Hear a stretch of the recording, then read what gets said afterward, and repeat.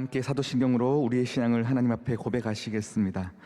전능하사 천지를 만드신 하나님 아버지를 내가 믿사오며 그 외아들 우리 주 예수 그리스도를 믿사오니 이는 성령으로 잉태하사 동정녀 마리아에게 나시고 본디오 빌라도에게 고난을 받으사 십자가에 못 박혀 죽으시고 장사한 지 사흘 만에 죽은 자 가운데서 다시 살아나시며 하늘에 오르사 전능하신 하나님 우편에 앉아 계시다가 저리로서 산자와 죽은 자를 심판하러 오시리라. 성령을 믿사오며 거룩한 공회와 성도가 서로 교통하는 것과 죄를 사하여 주시는 것과 몸이 다시 사는 것과 영원히 사는 것을 믿사옵나이다. 아멘. 다 함께 찬송가 486장입니다. 486장입니다.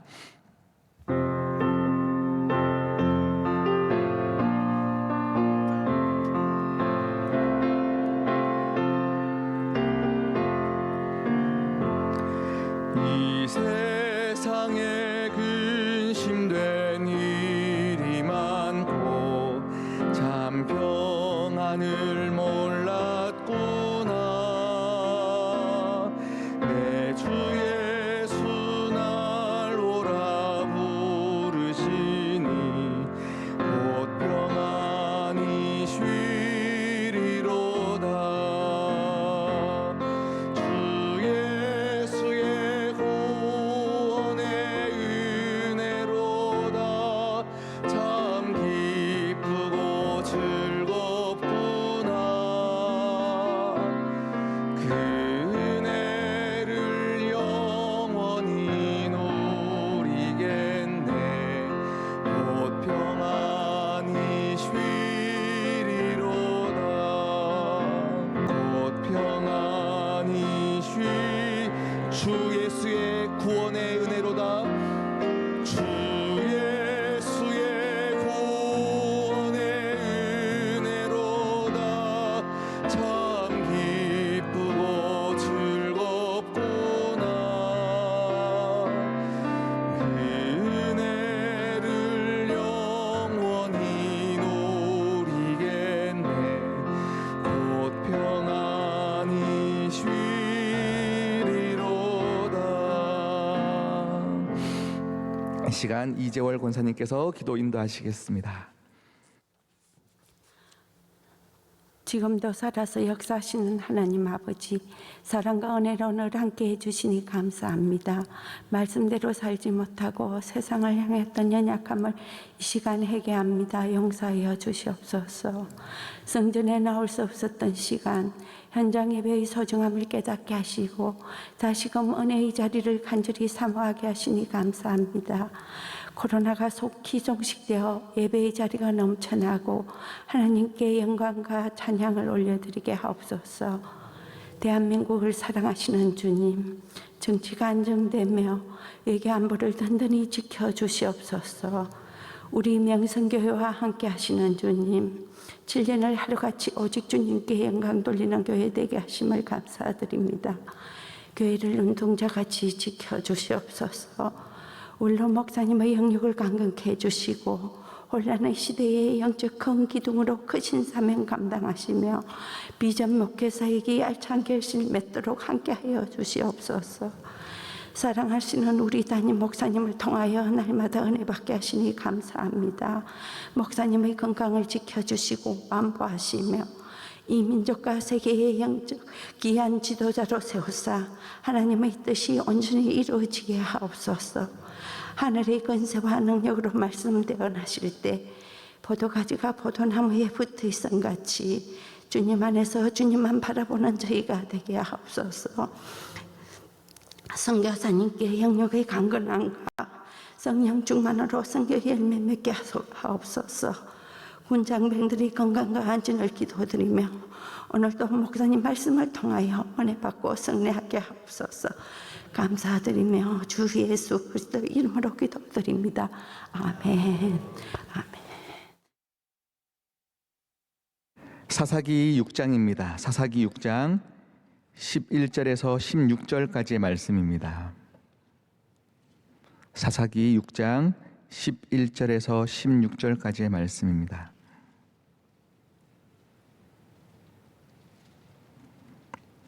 한 절 한 절 교독하도록 하시겠습니다. 여호와의 사자가 아비에셀 사람 요아스에게 속한 오브라에 이르러 상수리 나무 아래에 앉으니라. 마침 요아스의 아들 기드온이 미디안 사람에게 알리지 아니하려 하여 밀을 포도주 틀에서 타작하더니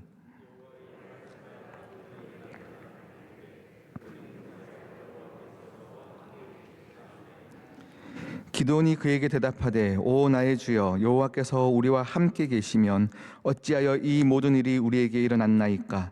또 우리 조상들이 일찍이 우리에게 이르기를 여호와께서 우리를 애굽에서 올라오게 하신 것이 아니냐 한 그 모든 이적이 어디 있나이까.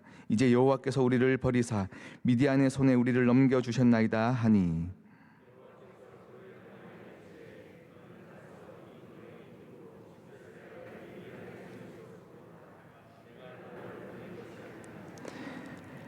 그러나 기드온이 그에게 대답하되 오 주여 내가 무엇으로 이스라엘을 구원하리이까. 보소서 나의 집은 므낫세 중에 극히 약하고 나는 내 아버지 집에서 가장 작은 자이니이다 하니 여호와께서 그에게 이르시되 내가 반드시 너와 함께 하리니 내가 미디안 사람 치기를 한 사람 치듯 하리라 하시니라. 아멘. 할렐루야. 주일 담임 목사님의 말씀을 통하여 하나님의 전략 은혜를 받았습니다. 이런 말씀을 하셨어요. 우리가 좋은 일을 당할 때나 어려운 일을 당할 때나 어떠한 상황 속에 있더라도 모두가 하나님의 계획 아래 있다라고 말씀하셨습니다. 믿으십니까? 우리 하나님을 믿는 성도에게 가장 큰 복은 정말 우리 한 사람 한 사람을 사랑하시고 우리를 택하여 부르시고 우리의 기도를 듣기 원하시는 하나님 아버지를 믿는 것, 그것이 우리에게 가장 큰 능력인 줄 믿습니다. 그리고 또 우리에게 가장 불행한 것은요, 하나님을 믿는다 하나 결국 그 마지막에 가서는 하나님을 믿지 못하는 모습들을 또 많이 보곤 하거든요. 하나님을 믿고 있으나 믿지 못하는 우리들이 어쩔 때는 또 가장 불행해 보이는 때가 참 많이 있습니다. 오늘 기도원의 말씀을 통하여 또 하나님께서 우리에게 어떻게 행하시고 우리를 향한 하나님의 전략은 또 어떠하며 또 우리는 거기서 어떻게 순종하며 나가야 될지를 함께 보도록 하겠습니다. 사사기 기록 중에서 기도원에 대한 이야기는 6장에서 8장까지입니다. 요즘 담임 목사님께서 사사기 강해를 쭉 하고 계시기 때문에 기도원에 대한 깊은 말씀은 우리 담임 목사님의 말씀을 사모하면서 기다리고요. 사사기 기도원의 그냥 빠른 전개를 가지고 하나님의 전략들을 한번 보기를 원합니다. 사사기 6장의 시작은 이렇게 시작합니다. 이스라엘의 자손이 여호와의 목전에서 악을 행함으로 여호와께서 7년 동안 그들을 미디안 손에 넘겨주었다라고 이야기합니다. 그들이 여호와의 목전 앞에서 악을 행하였으므로 미디안 손에 넘겼다라고 표현하고 있습니다. 기드온이 사사기에 등장하는 시대는 바로 미디안 손에 이스라엘이 괴롭힘 당하고 있는 때라는 것입니다. 하나님이 기드온을 부르는 장면을 우리가 오늘 읽었던 본문을 통해서 보면요, 11절에 여호와의 사자가 기드온에게 나타납니다. 그런데 그때 기드온은 포도주 틀 안에서 타작을 하고 있어요. 왜 그러냐면 미디안 사람들이 계속 침략하여서 먹을 것을 다 앗아갔던 상황이기 때문에 그냥 두렵기도 하고 쪼잔한 모습이기도 하고요. 어쨌든 포도주 틀 안에서 그냥 밀 까고 있는 거예요. 타작하고 있는 거예요. 지금 가장 어찌 보면 자랑할 것이 없는 그 기드온에게 여호와의 사자가 나타납니다. 나타나서는 전혀 또 말이 안 되는 이야기를 하고 있어요. 뭐라고요? 큰 용사요. 큰 용사요. 나는 지금 너무 작은 자인데 그런 나에게 여호와의 사자가 나타나 큰 용사요 라고 얘기하면 여러분 위로가 될까요? 어떤 마음이 들까요? 이 말씀을 묵상하는데 위로가 되기보다는 하나님 지금 장난하십니까? 이런 반응들이 먼저 들 것 같아요. 하나님 어떻게 나에게 지금 큰 용사를 알 수 있습니까? 지금 우리를 버리셨지 않습니까? 하고 기드온이 반응하고 있습니다. 네, 하나님 예전에 우리 조상 때는 힘 좀 꽤나 쓰셨더라고요. 이렇게 표현하고 있어요. 애굽에서 건져주셨잖아요. 홍해도 건너셨잖아요. 그런데 왜 우리는 버리십니까? 그런데 지금 저에게 큰 용사라고요? 이렇게 지금 말하고 있는 겁니다. 그런데 그렇게 대들고 있는 기드온에게 다시 하나님은 뜻을 굽히지 않으세요. 뜻을 굽히지 않으시고 그렇게 말씀하십니다. 내가 너를 통하여 반드시 일하리라. 내가 너를 통하여 반드시 일하리라. 그랬더니 그 다음 기도원의 반응은 무엇이냐면 족보 이야기를 꺼냅니다. 나는 우리 집은 어떤 집안인데요. 쉽게 말하면 우리 아버지는 방이고요. 저는 면제이고요. 그런데 제가 어디 전쟁에 나가서 이기겠습니까? 이런 얘기를 하는 거예요. 안 된다는 거죠. 아무리 계산해도 하나님 번지 잘못 찾으셨습니다. 안 된다는 거예요. 그런 그에게 또 하나님 말씀하십니다. 반드시 행하리라. 반드시 행하리라. 그런 기도원을 향하여서 하나님께서는 계속 설득하시는 작업을 하십니다. 그 작업 가운데 우리가 오늘 기도원의 말씀을 통하여 은혜 받아야 될 것들이 있습니다. 우리가 이 시대를 살아가고 있는 우리에게 가장 큰 복은 무엇이냐면 우리가 6장 말씀을 읽었지 않습니까? 그런데 손가락 2장만 까딱까딱 넣은 거 보면요, 8장 22절에 그 약한 기도원에게 하나님은 큰 용사라고 부르셨고 아무것도 할 수 없어서 계산하고 있는 그에게 하나님이 반드시 행하겠다 하셨는데 그 결국이 8장 22절에 나와 있습니다. 제가 읽어드리겠습니다. 그때에 이스라엘 사람들이 기드온에게 이르되 당신이 우리를 미디안 손에서 구원하셨으니 당신과 당신의 아들과 당신의 손자가 우리를 다스리소서 하는지라. 지금 하나님께서 말씀하시는 게 아니에요. 이스라엘 민족들이 얘기하고 있어요. 당신이 하셨습니다. 당신은 큰 용사입니다 라고 고백하고 있습니다. 그러니까 기도는 객관적으로 보아도 극히 약하고 가장 작은 자이기 때문에 포도주 틀에 숨었었어요. 거기서 무밀 까고 있는 거예요. 그런데 하나님께서 그에게 큰 용사로 부르셨고 결국은 모든 백성들이 인정하는 큰 용사가 되었다라는 말씀입니다. 여러분, 우리가 웬만하면 우리 스스로를 너무 잘 알지 않습니까? 어디에도 자랑할 것이 없고 큰 용사라고 자신할 수 있는 사람들이 사실 많이 없어요. 우리의 일상성 안에서는요, 내가 큰 용사이기를 자부하는 것보다 그냥 항상 그냥 똑같은 패턴 안에 반복되어지는 일 안에 하나님 내가 뭐라고 나를 사용하십니까? 우리는 주눅 들기가 쉬운데 그런 우리에게 하나님은 끝까지 말씀하세요. 큰 용사여, 내가 너를 사용하겠다. 큰 용사여. 그런 우리 극히 약하고 겸손하다는 말은 진짜 겸손해서 하는 말이 아니라 정말 약하기 때문에 하는 고백인데 그럼에도 불구하고 하나님은 우리를 그렇게 부르신다라는 것입니다. 너를 통하여 내가 이스라엘을 구원하겠다. 우리 교회를 봐도 마찬가지입니다. 명일동 가장 끝자락에서 시작된 이 교회를 통하여서 진짜 기도할 때 세계를 품는 교회 어떻게 됩니까? 이게 어떻게 가능합니까? 그런데 하나님 하신다 하시면 모든 일을 반드시 이루신다는 거예요. 너희가 이 시대를 향한 하나님의 뜻, 사회적 책임을 다하고 선교적 사명을 감당하라. 하나님 이게 어떻게 가능합니까? 라고 우리는 되묻지만 하나님은 우리를 통하여 일하십니다. 이렇게 오늘 말씀을 통하여 기도원의 또 행동을 통하여서 우리가 하나님의 전략들을 또 보기를 원하는데요. 6장과 7장에 가장 많이 등장하는 말이 있습니다. 그게 뭐냐면 하나님이 그에게 이르시되 라는 표현이에요. 하나님이 그에게 이르시되, 그리고 그 이르시는 말씀 안에서 기도는 또 순종하고 있어요. 하나님이 계속 반복하여 그에게 이르시되, 그리고 그는 바로 믿어지지 않아요. 어떻게 됩니까? 또 계산해요. 그렇지만 또 그럼에도 불구하고 하나님께 확증을 구하며 계속 나아가며 순종하고 있는 이 두 모습이 계속 반복되어 나오고 있습니다. 우리가 읽진 않았지만 6장 25절에 보면 하나님께서 기드온에게 이르시되 아비의 집의 우상들을 다 찢어버려라, 다 무너뜨려라 말씀하십니다. 그가 또 순종합니다.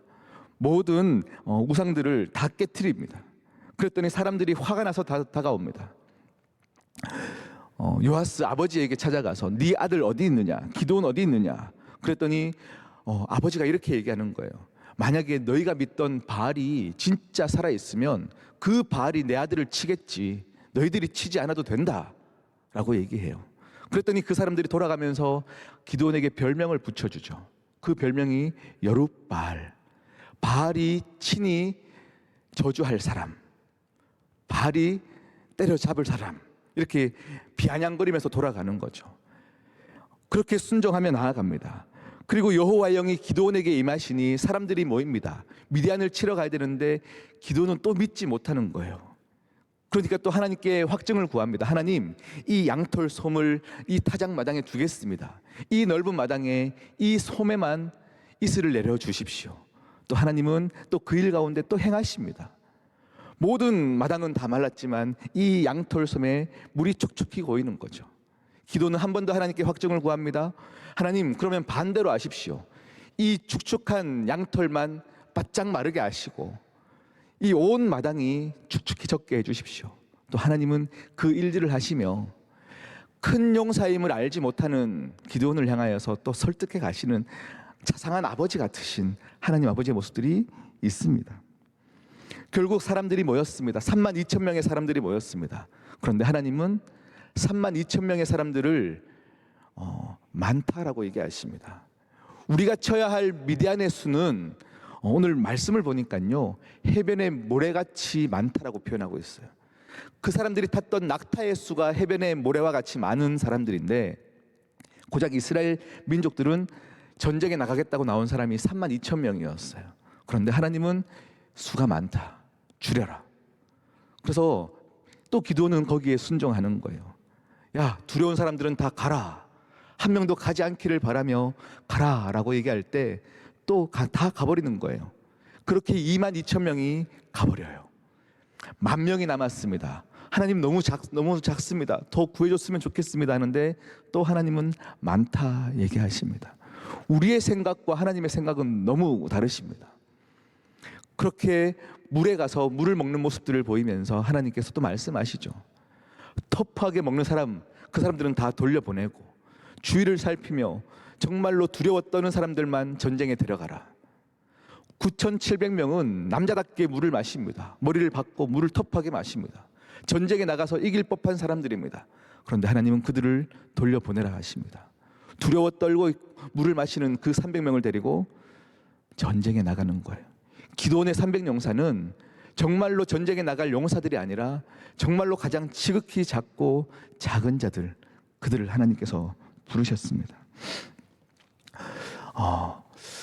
하나님의 생각과 우리의 생각들이 다른 것들이 우리에겐 참 두려울 때가 많아요. 하나님을 잘 믿으면요, 모든 길들이 평평대로처럼 탄탄대로처럼 열려가는 것 같지만 사실은 우리의 계획보다 크신 하나님의 계획들을 신뢰하기가 쉽지 않습니다.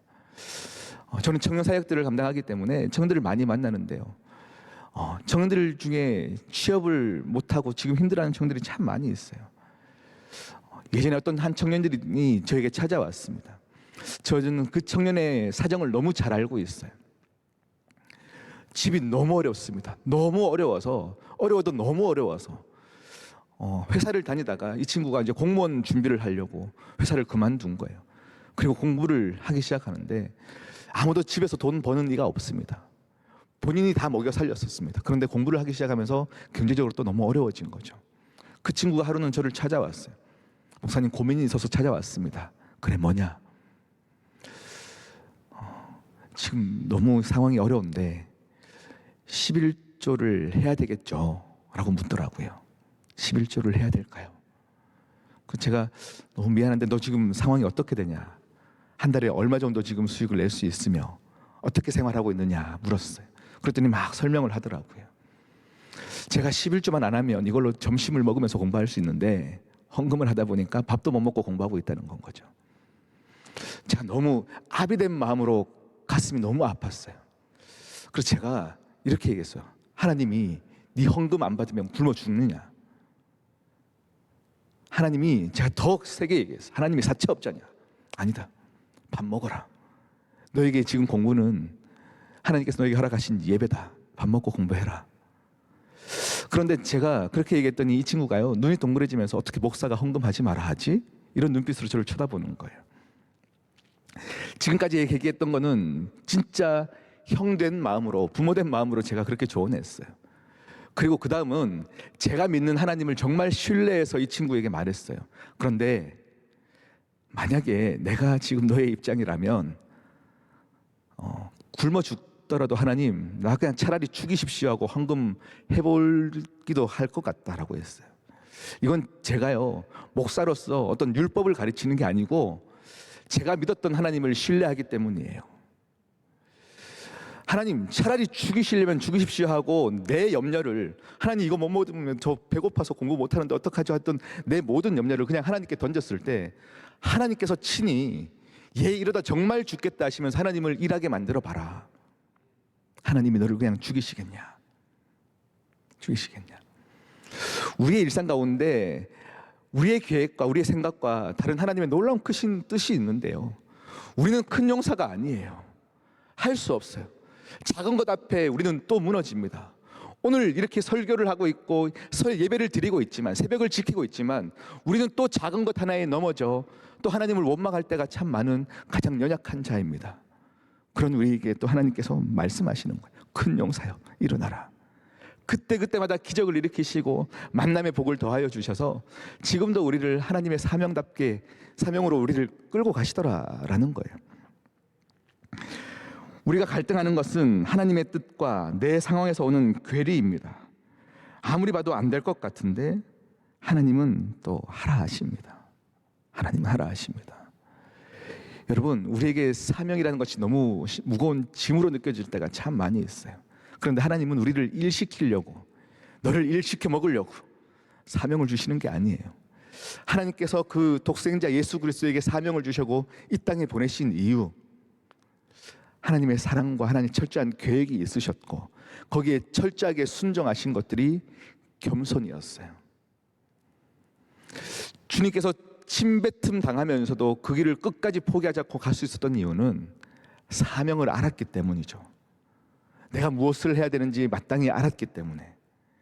기도원도 큰 용사임을 처음부터 알지 않았어요. 작은 기적들과 하나님한테 확증을 계속 구하면서 기도하면서 나아갔던 그였기 때문에 정말로 큰 용사됨을 보게 되어지는 것, 이것은 이 시대를 살아가고 있는 우리에게도 마찬가지인 줄 믿습니다. 제가 명성교회 부임하기 전, 그러니까 4년 전이에요. 4년 전 멀리 포항에서 사역을 할 때인데요, 딱 사임을 하기 한 달 전에 그 포항에 있던 교회 담임 목사님께서요, 교역자 회의 시간에 이렇게 얘기를 하셨어요. 내가 기도 중에 하나님께서 뭔가 감동을 주셨다. 우리 교인들 중에 암 말기 환자들, 정말로 병원에서 안 된다고 했던 그분들을 한번 우리가 모아서 함께 예배 드리자. 그런데 이 예배를 배성현 목사 네가 기획해봐라. 이렇게 그냥 툭 던져주신 거예요. 마음으로 너무 불만이 막 터쳐져 나왔어요. 이제 곧 사임할 나한테 또 이런 일들을 맡기십니까? 제가 이제 이 일을 맡아가지고요, 하나님, 암 말기 환자들이 병원에서 나와서 교회 와서 예배 드릴 수는 있습니까? 그리고 이분들을 힘겹게 교회로 모셔서 예배를 드리면 이 예배의 목적은 무엇입니까? 여기에 대한 고민을 했어요. 여러분 오십시오, 기도하면 병 낫습니다를 얘기하기에는 그 병 나음은 하나님의 일이지 사실은 우리가 기획할 수 있는 일은 아니거든요. 그러니까 하나님은 이 집회의 목적은 무엇이어야 합니까? 라고 하는데 하나님이 지혜를 주시는 거예요. 암 말기 환자가 되면, 곧 죽는다라고 얘기 들으면 하나님이 이 땅에 우리를 발딛고 살아가게 하실 때 그 사명을 기억하지도 못할 수도 있겠다. 병 나을 것만 생각하다 보면 사명을 기억하지 못할 수도 있겠다라는 생각들이 들었어요. 그래서 팀을 만들었습니다. 병원을 찾아가기 시작했고 그분들을 만나서 하나님께 원래 가장 뜨겁게 사랑할 때 하고 싶었던 사명은 무엇입니까? 기억나게 하는 건 거죠. 그분들이 얘기하기 시작하는 거예요.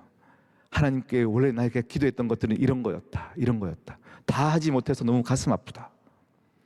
그래서 이분들이 사명을 다할 수 있도록 돕는 팀들을 만들기 시작했어요. 한 환자분마다 4명씩 팀을 만들어가지고요, 그 사명을 감당할 수 있도록 돕기 시작하는 건 거죠. 그리고 당일날 모였습니다. 기도하는데 이분들이 기도하기 시작하는 거예요. 하나님, 병 낫고 안 낫고는 내 문제 아닙니다. 담대하게 기도하기 시작하는 거예요.